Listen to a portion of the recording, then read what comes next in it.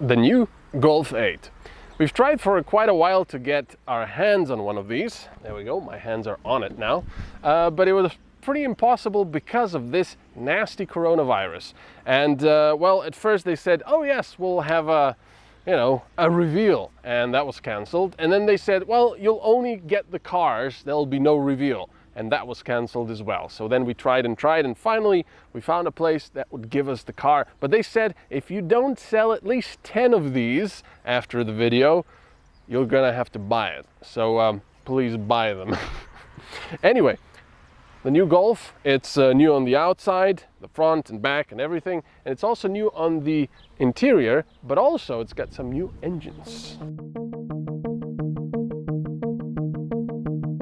When I saw photos of the new model a while ago, I couldn't make up my mind whether I liked the front or not.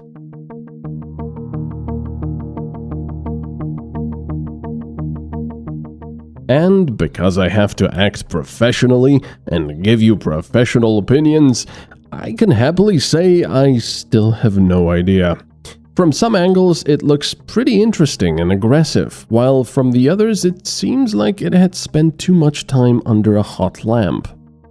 So I'm gonna have to be straight with you here. I don't really have this car on a test. It's just a couple of hours. We can drive it a little bit. So I don't really know that much about it, and I cannot give you a true test. So this is more of a preview, but I can tell you that this first edition equipment level comes, well, I believe it comes with these LEDs at the front and at the back, so everything is LED now, which is pretty nice.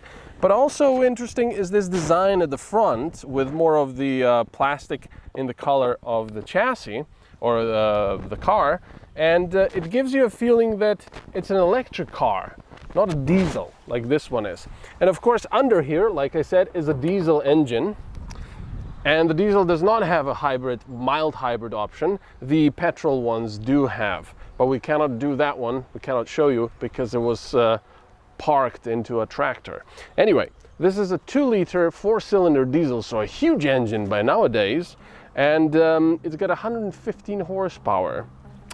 So they said enough with the downsizing, but they did downsize the horsepower of this one.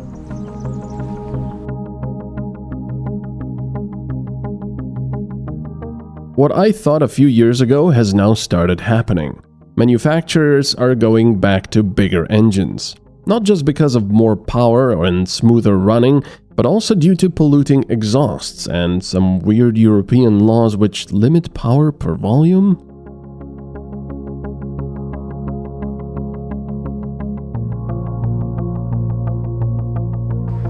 So, at the back, there's a new thing.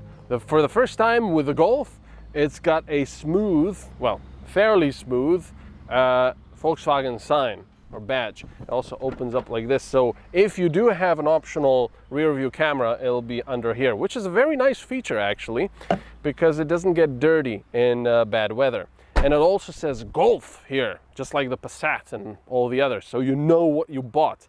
And, well, like I said, LEDs at the back, so that looks quite nice. Also, the key is a bit newer now. It's got more piano black plastic on it, which is what you want. That was sarcasm.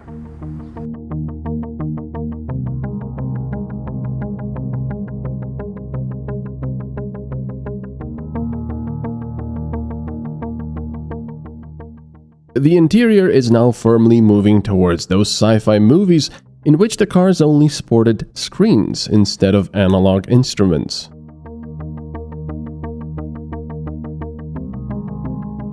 Interesting, but the especially interesting decision was to put piano black glossy plastic everywhere. Nice, eh? It looks... oh dear. So much dirt and fingerprints instantly visible.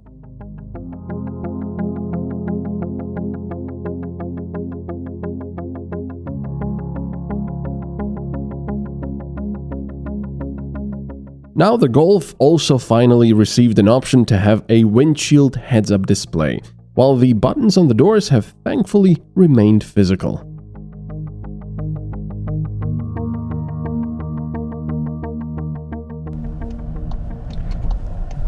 So like I said, this is just a very quick preview of how the car feels and what the car looks like. And I do have to say it feels very, very solid. Feels very nice to drive. I like the steering wheel, the gear shifter, the 6-speed gear shifter is excellent. And yeah, bear in mind it's a 6-speed, not a 5-speed, despite the fact that it's a less powerful diesel engine. But look at this now. Inside you've got the digital instrument cluster, you've got the infotainment screen, and there's no physical buttons. In fact, the only physical buttons is the start engine button and the ones on the steering wheel and a couple of others for windows and such. Everything else is touch, which I hate. However, having said that, they actually did a pretty good thing here, because without even looking off the road, I can change the volume by sliding my finger like this. Obviously I won't do it because it's copyrighted. And you've got the temperature controls over here, which is kind of weird because sometimes your finger slides over the off button and you turn off the radio. What's a little less nice is that to go to the menu you have to press this button here, which is not a button, but it's a touch button. And if you want to go to climate control, again, push the button and then do stuff on the touch screen. What's even weirder is if you want to turn on your heated seats, you have to do it up here. You cannot do it over here. This is just an indication. However, you can also double tap the temperature and it'll do it. So yeah, that's kind of interesting. So like I said, the first impressions are very good. I actually like the design. I love how it feels. The engine is actually pretty good. It's not horribly powerful, but it's fairly torquey. What I don't like is all of this bevel here, or this bezel. It's all piano black plastic, all of it. It's just, they couldn't help themselves. They were thinking, where else can we put piano black plastics? Let's put them over here to the left. Let's put them onto the instrument cluster, the infotainment screen. Let's put them down here as well. It's just, stop it. Stop. It's gonna get so dirty. Oh well. But, like I said, first impressions, pretty good.